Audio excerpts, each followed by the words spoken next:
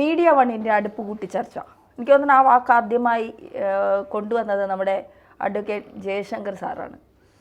Sarah പറഞ്ഞപ്പോൾ അത് വലിയ ഇതായി നമ്മൾ ആ സമയത്ത് ഒരുപക്ഷെ ചിന്തിച്ചില്ല എങ്കിൽ പോലും പിന്നീട് സാറ് പറഞ്ഞത് കൃത്യമായി എന്ന് നമുക്കൊക്കെ മനസ്സിലായി. കാരണം ആ അടുപ്പ് കൂട്ടി ചർച്ചയിൽ ഇരുന്നു കൊണ്ട് ഇന്ത്യക്ക് വിരുദ്ധമായി പറയുന്ന കാര്യങ്ങൾ എന്തൊക്കെയാണ്. ഇപ്പോൾ ഈ ബംഗ്ലാദേശ് വിഷയം വന്നപ്പോൾ എല്ലാവരും ഷെയ്ഖ് ഹസീനയ്ക്ക് അനുകൂലമായി അല്ലെങ്കിൽ ഷെയ്ഖ് ഹസീനയെ ഇന്ത്യയോടൊപ്പം ചേർത്ത് നിർത്തണമെന്ന് പറഞ്ഞവരാണ് അധികം പേരും. പക്ഷേ ആ അടുപ്പുകൂട്ടി ചർച്ചയിൽ പറഞ്ഞത് ഒരു ഏകാധിപതിയുടെ പതനം എന്നാണ്, അടുത്തത് മോദി എന്നാണ്. ഏകാധിപതികളുടെ അവസ്ഥ ഇങ്ങനെ ആയിരിക്കും എന്നാണ് പറയുന്നത്. അതായത് ജമാഅത്തെ ഇസ്ലാമിനെ നെഞ്ചോട് ചേർക്കുന്ന, അവരെ ചങ്കായി കാണുന്ന, അവരാണ് ഞങ്ങളുടെ ചങ്ക് എന്ന് പറയുന്ന മീഡിയ വണ്ണിൻ്റെ ഈ നിലപാടിൽ ഒരിക്കലും മാറ്റം വരില്ല എന്ന് പലപ്പോഴും നമ്മൾ കണ്ടതാണ്. അവരുടെ രാഷ്ട്രീയം അതാണ്, അവർ പ്രകടിപ്പിക്കും. പക്ഷേ ഈ തമ്മിത്തല്ലുണ്ടാക്കാനും ഈ സൗഹൃദമായിരിക്കുന്നവരെ പിരിക്കാനുമൊക്കെ എന്തിനാണ് ഇങ്ങനെ ശ്രമിച്ചുകൊണ്ടിരിക്കുന്നത്? ധന്യ, അതിനകത്ത് ജയശങ്കർ സാർ പറഞ്ഞിട്ടുള്ള ഒരു കാര്യം വളരെ ശരിയാണ്. ഈ അടുപ്പ് കൂട്ടി ചർച്ച, അടുപ്പ് കൂട്ടത്തിന് എന്താ ഉണ്ടാകുന്നത്? തീ ഉണ്ടാവും. തീ എന്തായിരിക്കും? മറ്റൊരു പൊള്ള ജലിപ്പിക്കും, അല്ലെങ്കിൽ വേണമെങ്കിൽ നല്ല കാര്യത്തിൽ ഉപയോഗിക്കാം, ആളി കത്താനും സാധിക്കും. ഒരു തീയിൽ നിന്ന് എത്ര വലിയ തീ വേണമെങ്കിലും ഉണ്ടാകാം, സ്ഫോടനം വേണമെങ്കിലും ഉണ്ടാകാം. അപ്പോൾ ഇത് കേരളത്തിലെ അല്ലെങ്കിൽ മലയാളികളാണല്ലോ മീഡിയ വൺ കാണുന്നതിൻ്റെ അകത്ത് ഭൂരിഭാഗം എന്ന് പറയുന്നത്. മറ്റു ഭാഷകളിൽ ഇല്ലാത്തതുകൊണ്ട് അവർക്ക് വെബൊക്കെ ഉണ്ടെന്ന് തോന്നുന്നു ഇംഗ്ലീഷിൽ. ഈ ചർച്ചകളിൽ ഭൂരിഭാഗവും ഞാൻ കണ്ടിട്ടുള്ളതെന്ന് പറയുന്നത് സംഘപരിവാർ വിരുദ്ധമായുള്ള കണ്ടൻറ്റ് എന്നുള്ളതാണ് അവർ ഉദ്ദേശിക്കുന്നത്. പക്ഷേ ഈ സംഘപരിവാർ വിരുദ്ധത കൂടി വന്ന് പക്ക ഹിന്ദു വിരുദ്ധത എന്ന നിലയിലേക്ക് കാര്യങ്ങൾ പോവുകയും ഈ ഹിന്ദു വിരുദ്ധത എന്ന് പറയുന്നതിൽ നിന്ന് മാറി ചില സമയത്തൊക്കെ രാജ്യവിരുദ്ധ എലമെൻറ്റ്സ് പോലും വന്നു പോകുന്നുണ്ടോ എന്ന് സംശയിച്ചാൽ നമുക്ക് കുറ്റം പറയാൻ പറ്റില്ല. അപ്പോൾ ഞാൻ കഴിഞ്ഞ ദിവസം മീഡിയ മുകളിൽ കണ്ടിട്ടുണ്ടായിരുന്ന ഒരു തമ്പിനകത്ത് പറയുന്നത് പുതിയ ബംഗ്ലാദേശ് എന്ന് പറഞ്ഞിട്ടൊരു ടൈറ്റിൽ കണ്ടു. പുതിയ ബംഗ്ലാദേശ് ഞാനും കണ്ട ഒരു ടൈറ്റില്, ഏകാധിപതിയുടെ പതനം. പുതിയ ബംഗ്ലാദേശ്. ഈ പുതിയ ബംഗ്ലാദേശ് എന്നതുകൊണ്ട് എന്താണ് ഉദ്ദേശിച്ചതെന്ന് മീഡിയ വൺ ഉദ്ദേശിച്ചതെന്ന് മനസ്സിലാകുന്നില്ല. മീഡിയ വണ്ണകത്ത് ഒരു ചർച്ചയിൻ്റെ അകത്ത് പറയുന്നുണ്ട്, അവിടുത്തെ ഹിന്ദു ക്ഷേത്രങ്ങളിൽ മുസ്ലിം യുവാക്കൾ പോയി കാവൽ നിൽക്കുന്ന കാഴ്ച വലിയ മതേതരത്തിൻ്റെ പ്രതീകമായി ലോകം മൊത്തം ഉയർത്തി കാണിക്കണം എന്നാണ് പറയുന്നത്. പക്ഷേ അതേ സമയത്ത് BBC-യും ഇൻ്റർനാഷണൽ മീഡിയസ് ആയിട്ടുള്ള റോയിറ്റേഴ്സും മറ്റ് ചാനലുകളെല്ലാം തന്നെ പോട്ടെ, നമ്മുടെ ഇന്ത്യയിൽ തന്നെയുള്ള ന്യൂസ് ഏജൻസികൾ, ANA അടക്കമുള്ള ആളുകളെല്ലാം തന്നെ PTI ഉൾപ്പെടെയുള്ള ഏജൻസികളെല്ലാം ചൂണ്ടിക്കാണിക്കുന്നത് അവിടെ വലിയ തരത്തിലുള്ള ഹിന്ദു വംശഹത്യ നടക്കുന്നുണ്ട് എന്നുള്ളത് തന്നെയാണ്. നമ്മൾ കഴിഞ്ഞ ദിവസം കണ്ടിട്ടുള്ള ചില വിഷ്വൽസ് ഉണ്ടായിരുന്നു. അവിടുത്തെ റോഡിലെ ഒരു പാലത്തിൻ്റെ മുകളിൽ ഹിന്ദുക്കളെ കെട്ടിത്തൂക്കിയിട്ടേക്കുന്നത്, കൊലപാതകം നടത്തി കെട്ടിത്തൂക്കിയിട്ടേക്കുന്നത്. അതോടൊപ്പം തന്നെ അവിടുത്തെ പ്രധാനപ്പെട്ട ഹിന്ദു ക്ഷേത്രങ്ങൾ തകർക്കുന്നതിൻ്റെ ദൃശ്യങ്ങൾ, അവിടുത്തെ പ്രധാനപ്പെട്ട 101 വർഷം പഴക്കമുള്ള ക്ഷേത്രങ്ങൾ തകർക്കുന്നത്, ഹിന്ദുക്കളുടെ വീട്ടിലേക്ക് കയറി വന്ന് അക്രമം നടത്തിയിട്ട് അവർ കാറിക്കൂവി ഞങ്ങളെ രക്ഷിക്കാൻ ആരുമില്ലേ എന്ന് ചോദിക്കുന്ന ദൃശ്യങ്ങൾ. ഒരു കുളത്തിൻ്റെ സൈഡിൽ നിന്ന് അല്ലെങ്കിൽ ഒരു പുഴയുടെ സൈഡിൽ നിന്ന് ഒരു ഹിന്ദു വിദ്യാർത്ഥിയെ കൂടെ നിൽക്കുന്ന മറ്റ് വിദ്യാർത്ഥികൾ, അവിടുത്തെ പ്രക്ഷോഭകാരികൾ എന്ന് തന്നെ നമുക്ക് വേണമെങ്കിൽ പറയാം. നമ്മുടെ ഇവിടുത്തെ ഒരു പൊളിറ്റിക്കൽ അവസ്ഥ വെച്ച് നമുക്ക് അങ്ങനെ പറയാതിരിക്കാൻ വയ്യ. അത്തരം പ്രക്ഷോഭകാരികൾ അവരെ കുളത്തിലേക്ക് തള്ളിയിടാൻ വേണ്ടി ശ്രമിക്കുന്ന തരത്തിലുള്ള വീഡിയോ, കൂടെ നിൽക്കുന്നതിനകത്ത് ഹിന്ദുക്കളെ ആക്രമിക്കുന്ന വീഡിയോ, ഇതൊക്കെയാണ് ഈ മീഡിയ വണ്ണിൻ്റെ പുതിയ ബംഗ്ലാദേശ് എന്ന് പറയുന്നത് എന്നാണോ എൻ്റെ ഒരു ചോദ്യമായി വരുന്നത്. അല്ലെങ്കിൽ അവിടെ അവർ ഉദ്ദേശിക്കുന്ന പുതിയ ബംഗ്ലാദേശ് എന്താണ്? ഷെയ്ഖ് ഹസീന പോയി, ഈ ഷെയ്ഖ് ഹസീന പോയതോടുകൂടി തൊട്ട് പിന്നാലെ അവിടെ ഉണ്ടായിട്ടുള്ള ഹിന്ദു നരഹത്യ, 100 കണക്കിന് പേർ കൊല്ലപ്പെട്ട ആ സംഭവങ്ങൾ, കൊള്ളയടിക്കപ്പെട്ട സംഭവങ്ങൾ, ബലാത്സംഗങ്ങൾ നടന്നിട്ടുള്ള സംഭവങ്ങൾ, കൂട്ടബലാത്സംഗങ്ങൾ നടന്നിട്ടുള്ള സംഭവങ്ങൾ, ഇതെല്ലാം ചേർത്ത് വായിക്കുന്ന സമയത്ത് ഇതാണോ മീഡിയ വൺ ഉദ്ദേശിച്ച പുതിയ ബംഗ്ലാദേശ്? അല്ല, എനിക്ക് തോന്നുന്നു അർജുൻ, ഈ ഷെയ്ഖ് ഹസീന എന്ന് പറയുന്ന പ്രത്യേകിച്ച് മീഡിയ വൺ ഒരു മോദി വിരുദ്ധതയും കൂടിയുണ്ട്. മോദിയെ കണ്ണിപ്പിടിക്കാത്തവരാണ് മീഡിയ വണ്ണുകാർ.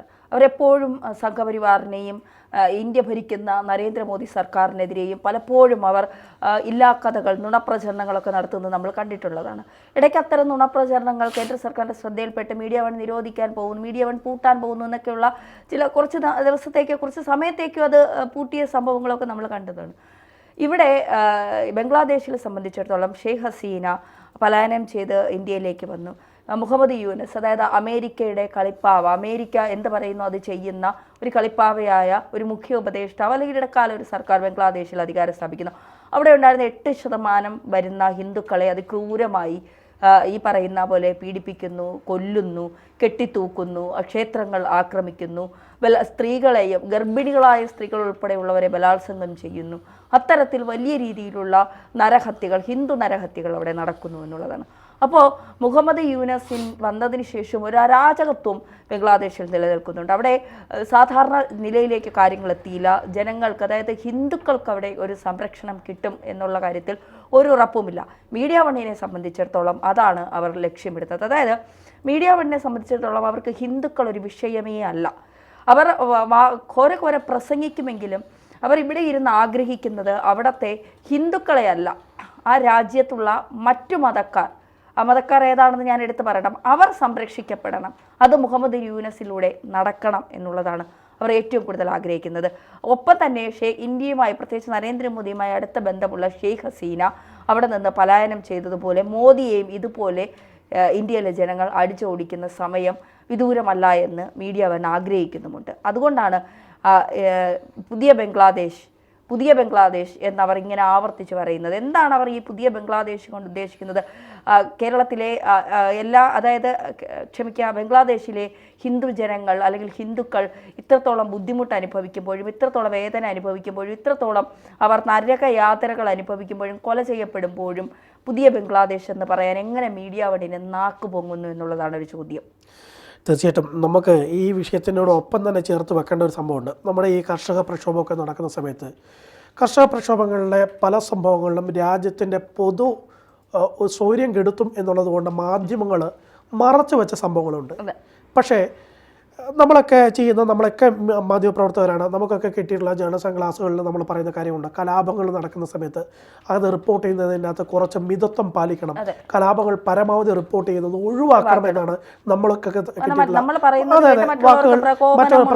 ഉണ്ടാകാം. അത് പിന്നീട് രാജ്യത്തിന്റെ സുരക്ഷയ്ക്ക് തന്നെ വെല്ലുവിളിയാകും. അതുകൊണ്ട് അത്തരത്തിലുള്ള റിപ്പോർട്ടിങ്ങിനകത്ത് മിതത്വം പാലിക്കണം, അല്ലെങ്കിൽ ഒഴിവാക്കണം. ഡാറ്റാസ് കിട്ടിയതിന് ശേഷം മാത്രം അത് സംസാരിക്കണം എന്ന് പറഞ്ഞ് പഠിപ്പിച്ചവരാണ്. പലപ്പോഴും നമ്മുടെ അധ്യാപകർ നമ്മളോട് പറഞ്ഞുള്ള കാര്യമുണ്ട്, സർക്കാർ ഒഫീഷ്യലായിട്ട് പറയുന്ന കാര്യങ്ങൾ മാത്രമേ പറയാൻ പാടുള്ളൂ പോലും.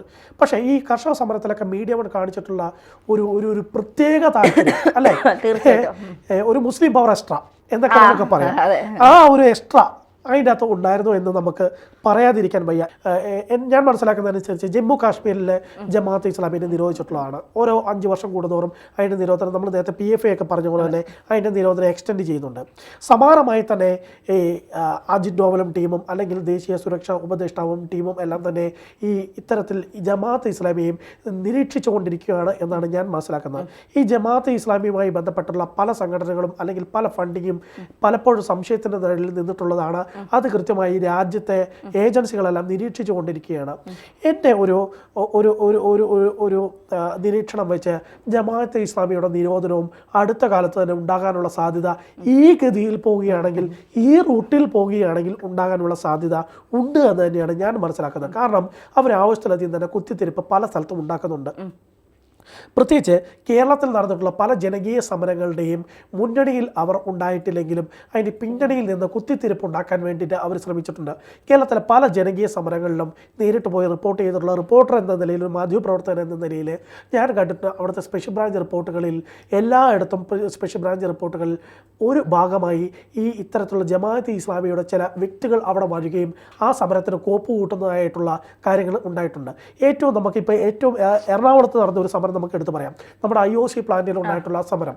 ഈ സമരത്തിനകത്ത് പോലും ജമാഅത്തെ ഇസ്ലാമിയുടെ ആളുകൾ അവിടെ വന്ന് ഫണ്ട് ചെയ്യാൻ വേണ്ടിയിട്ട് വന്നതായിട്ടുള്ള സംശയങ്ങളൊക്കെ, അല്ലെങ്കിൽ അതിന് വേണ്ടിയിട്ടുള്ള സമരത്തിന് മുന്നണിയിൽ നിന്ന ആളുകൾക്ക് വേണ്ടിയിട്ടുള്ള ധനസഹായം കൊടുത്തതായിട്ടുള്ള സംശയങ്ങളൊക്കെ ആ ഘട്ടത്തിൽ തന്നെ ഉയർന്നു വന്നിട്ടുള്ളതാണ്. പിന്നീട് അതിൻ്റെ കൃത്യമായ റിപ്പോർട്ടിലേക്ക് അല്ലെങ്കിൽ ഇൻവെസ്റ്റിഗേഷൻ റിപ്പോർട്ട് എത്തരത്തിലാണ് എന്നതിനെക്കുറിച്ച് എനിക്കറിയില്ലെങ്കിലും ആ ഘട്ടത്തിൽ സ്പെഷ്യൽ ബ്രാഞ്ച് ഉദ്യോഗസ്ഥരോടൊക്കെ സംസാരിക്കുന്ന ഘട്ടത്തിൽ തന്നെ അവർ ചൂണ്ടിക്കാണിച്ചിട്ടുള്ള കാര്യമാണ് ഈ ജമാഅത്തെ ഇസ്ലാമിയും അതോടെ തന്നെ ചില അർബൻ നക്സൽ സംഘടനകളെല്ലാം തന്നെ അതിന് വേണ്ട രീതിയിൽ ഫണ്ട് ചെയ്തിട്ടുള്ള കാര്യങ്ങൾ. ഇത് നമ്മുടെ കേരളത്തിൽ, നമ്മുടെ എറണാകുളത്ത് നടന്നുള്ള സംഭവമാണെങ്കിൽ കേരളത്തിൻ്റെ പല മേഖലകളിലും നടക്കുന്ന ജനകീയ പ്രക്ഷോഭങ്ങൾക്ക് പിന്നിൽ ഇവർ പ്രവർത്തിക്കുന്നുണ്ട്, അതിനെ ആളിക്കത്തിക്കാൻ പ്രേരിപ്പിക്കുന്നുണ്ട് എന്ന് നമുക്ക് പറയാതിരിക്കാൻ വയ്യ. നമ്മുടെ ഈ കേരളത്തിൽ നടന്നിട്ടുള്ള, ആലപ്പുഴയിൽ നടന്നിട്ടുള്ള സമരങ്ങളുണ്ട്, അതോടൊപ്പം തന്നെ കോഴിക്കോട് നടന്നിട്ടുള്ള, തൃശ്ശൂർ നടന്നിട്ടുള്ള സമരമുണ്ട്, അങ്ങനെ പല തരത്തിലുള്ള സമരങ്ങളുണ്ട്. ഈ സമരത്തിൻ്റെ പിന്നിലൊക്കെ ഇവർ പ്രവർത്തിച്ചിട്ടുണ്ട് എന്ന് നമുക്ക് പറയാതിരിക്കാൻ വയ്യ. അതോടൊപ്പം തന്നെ നമ്മുടെ തിരുവനന്തപുരത്ത് വിഴിഞ്ഞം പോർട്ടുമായി ബന്ധപ്പെട്ടുണ്ടായിരുന്ന സമരത്തിന് സമരത്തിനകത്ത് നമ്മളെല്ലാം കണ്ടിട്ടുള്ള മുൻനിരയിൽ നിന്നിട്ടുള്ളത് അവിടുത്തെ സഭാവിശ്വാസികളാണ്, അവിടുത്തെ നാട്ടുകാരാണ് എന്നൊക്കെ നമ്മൾ പലപ്പോഴും മീഡിയയിൽ റിപ്പോർട്ട് ചെയ്തിട്ടുണ്ടെങ്കിലും അതിന് പിന്നിലും ഇവരുടെ കൈ ഉള്ളതായിട്ട് അന്ന് തന്നെ സ്പെഷ്യൽ ബ്രാഞ്ച് ഇൻ്റലിജൻസ് റിപ്പോർട്ടുകളൊക്കെ ഉണ്ടായിരുന്നായിരുന്നു. അപ്പോൾ ഞാൻ പറഞ്ഞു വന്നത് ഇത്രയാണ് തന്നെയാണ്. ഈ കേരളത്തിൻ്റെ സമര ചരിത്രങ്ങളിൽ നുഴഞ്ഞു കയറി അവിടെ ഒരു സ്ഥാനമുറപ്പിക്കുക, ആ സമരങ്ങളെ ആളിക്കത്തിക്കുക, അത് സർക്കാർ വിരുദ്ധമാക്കുക, അതിനെ ഇവിടുത്തെ ജനാധിപത്യ സംവിധാനങ്ങളെ തകർക്കാനുള്ള ഒരു കോപ്പുകൂട്ടലാക്കി മാറ്റുക എന്ന നിലയിലേക്ക് കൊണ്ടുപോകാൻ വേണ്ടി ജമാഅത്ത് ഇസ്ലാമി വളരെ കാലമായിട്ട് പ്രവർത്തിച്ചുകൊണ്ടിരിക്കുന്നുണ്ട്. ആ പ്രവർത്തനത്തിൻ്റെ ഭാഗമായി അതിനെ ഒരു പുത്തൻ ഉണർവ് നൽകാൻ വേണ്ടി മീഡിയ വണ്ണനും കാര്യമായി തന്നെ സംഭാവനകൾ നൽകാൻ വേണ്ടിയിട്ട് കഴിയുന്നുണ്ട് എന്ന് നമുക്ക് പറയാതെ വയ്യ. ഇതിനോടൊപ്പം തന്നെ ഒരു കാര്യം കൂടെ, ഒരു അനുഭവം കൂടെ ചേർത്ത് വെച്ച് ഞാൻ വായിക്കാം, സമയം അധികമായെന്ന് മനസ്സിലാക്കുന്നു. അതായത് ഞാൻ 2013 ഡൽഹിയിൽ ജീവൻ ടിവിൻ്റെ ബ്യൂറോ ഇൻചാർജായിട്ട് വർക്ക് ചെയ്യുന്ന സമയം, ആ ഘട്ടത്തിൽ ഈ മീഡിയ വൺ ടിവിയിലേക്ക് ഇന്ന് റിപ്പോർട്ടറായിട്ട് വന്നിട്ടുള്ള പല മാധ്യമപ്രവർത്തകരും അന്ന് JNUവിലും അല്ലെങ്കിൽ അവിടുത്തെ മറ്റ് പല സർവകലാശാലകളിലേക്കും ഈ ജമാഅത്ത് ഇസ്ലാമിയുടെ സ്പോൺസേഡായിട്ട് ജേർണലിസം പഠിക്കാൻ വന്ന വിദ്യാർത്ഥികളാണ് ഇന്ന് മീഡിയ വണ്ടത്തെ പല ഘട്ടങ്ങളിലും നിൽക്കുന്ന പല റിപ്പോർട്ടർമാരും. അതായത് അവരൊരു ചാനൽ ഉണ്ടാക്കുന്നതിന് മുമ്പ് തന്നെ ജമാഅത്ത് ഇസ്ലാമി കൃത്യമായി ചില വ്യക്തികളെ കണ്ടെത്തി അവർക്ക് പണം കൊടുത്ത് അല്ലെങ്കിൽ അവരെ സ്പോൺസർഷിപ്പ് ചെയ്ത് പഠിപ്പിക്കാൻ വേണ്ടി നല്ല സർവകലാശാലകളിൽ JNU പോലെയുള്ള സർവകലാശാലകളിൽ വിടുകയും അവിടെ നിന്ന് പഠിച്ചിറങ്ങിയതിന് ശേഷം മീഡിയ വണ്ണിലേക്ക് അവരെ നേരിട്ടെടുക്കുകയും ചെയ്ത സംഭവങ്ങളാണ് എനിക്ക് തോന്നുന്നത്. അപ്പം ഇത് കൃത്യമായ ഒരു അജണ്ടയാണ്, കൃത്യമായ പ്ലാനിങ് ആണ്. അടുത്ത ഒരു 10-20 വർഷം കഴിഞ്ഞ് എന്ത് സംഭവിക്കണം, എന്ത് ചെയ്യണം, ഞങ്ങൾ എങ്ങനെയാണ് നമ്മുടെ പൊളിറ്റിക്കൽ പാർട്ടിയെ, പൊളിറ്റിക്കൽ അജണ്ടയെ, പൊളിറ്റിക്കൽ സ്ട്രാറ്റജിയെ ഇവിടെ നടപ്പിലാക്കാൻ പോകുന്നത് എന്നതിനെക്കുറിച്ച് കൃത്യമായ ധാരണ ജമാഅത്ത് ഇസ്ലാമിക്കുണ്ട്. ആ ധാരണ കേന്ദ്ര സർക്കാരിൻ്റെ ഏജൻസികൾ വളരെ പെട്ടെന്ന് മനസ്സിലാക്കിയിട്ടില്ലെങ്കിൽ കേരളവും ഇന്ത്യയും വരും ദിവസങ്ങളിൽ അല്ലെങ്കിൽ വരും നാളുകളിൽ വലിയ വിപത്തിലേക്ക് പോകാനുള്ള സാധ്യതയുണ്ട് എന്നാണ് ഞാൻ പറയാൻ പോകുന്നത്. തീർച്ചയായിട്ടും.